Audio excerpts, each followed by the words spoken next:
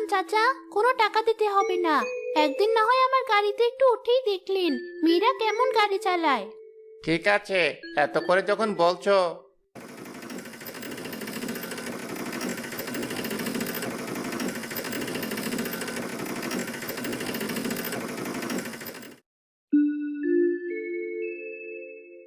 কেমন লাগলো আমার গাড়িতে উঠে চাচা? অনেক ভালো। তুমি তো তোমার বাবার থেকেও ভালো গাড়ি চালাও। ধন্যবাদ চাচা, আজ তাহলে আসি। মিতু অটোরিকশা দিয়ে বিভিন্ন যাত্রীদেরকে এক জায়গা থেকে অন্য জায়গায় নিয়ে গেল।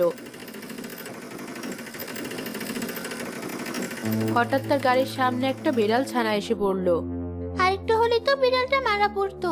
গাড়িটা সরাতে গিয়ে যে অন্য গাড়ির সাথে ধাক্কা লাগেনি, তাই আমার ভাগ্য।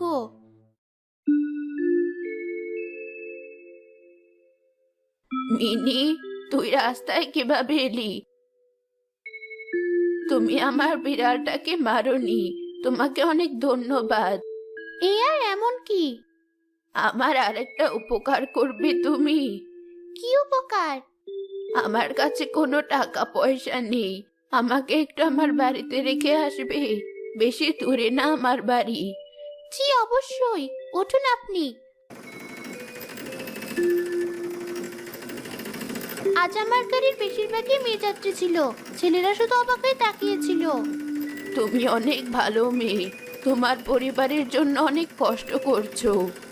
আপনি কিভাবে জানলেন? থামাও গাড়ি, আমার বাড়ি এসে পড়েছি। কিন্তু এখানে তো কোনো বাড়িঘর দেখছি না। আমার সাথে চলো, তোমাকে আমার বাড়ি নিয়ে যাই। আমার মিনির জীবন বাঁচিয়েছো তুমি। কিন্তু আমার অটোরিকশা? কিছুই হবে না তোমার অটোরিকশার। এখন চলো আমার সাথে।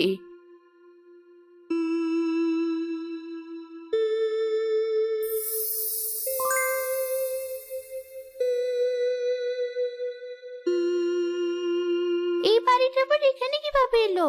এর আগে তো কোনো বাড়ি দেখলাম না। ভেতরে এসে বসো, আমি এখনই আসছি।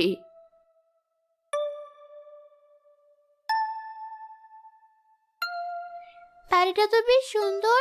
পরিমাকে একাই থাকে এখানে?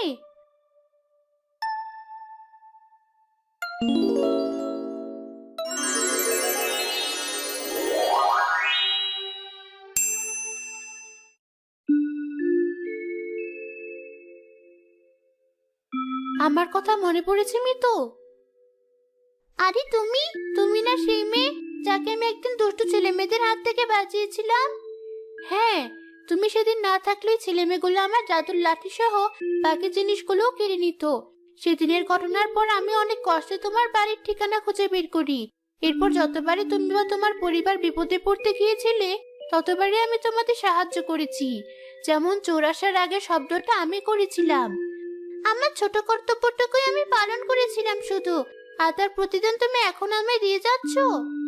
হ্যাঁ, তোমার ওটুকু উপকারে আমি সারা জীবন শোধ করতে পারবো না। এখন শুনলাম তোমার টাকার প্রয়োজন, তাই তোমার জন্য একটা ব্যবস্থা করেছি আমি। আমার সাথে বাইরে গেলেই দেখতে পাবে।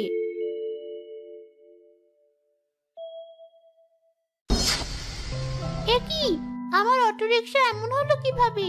দেখে মনে হচ্ছে পুরোটাই সোনা দিয়ে বানানো। সত্যিই তাই। আর এই পুরো অটোটাই শুধু তোমার জন্য। না, আমি এত দামি উপহার নিতে পারবো না। না নিলে আমি অনেক রাগ করব। আচ্ছা, আমাকে ওই সোনার অটো রিকশার আয়নাটা ভেঙে দাও শুধু। ওটুকুতে আমার কাজ চলে যাবে। ঠিক আছে, এই নাও। সোনার অটো রিকশার মতো দামি জিনিস কোনোদিন চোখে দেখতে পারবো ভাবতে পারিনি। তোমাকে অনেক ধন্যবাদ সব সময় বিপদে আমার পাশে থাকার জন্য। আমি তাহলে আসি। ঠিক আছে, আবার দেখা হবে। মিতু অটোরিকশার সোনার আয়নাটা বিক্রি করে টাকা শোধ করে তার বাবাকে নতুন আর একটা অটোরিকশা কিনে দিল।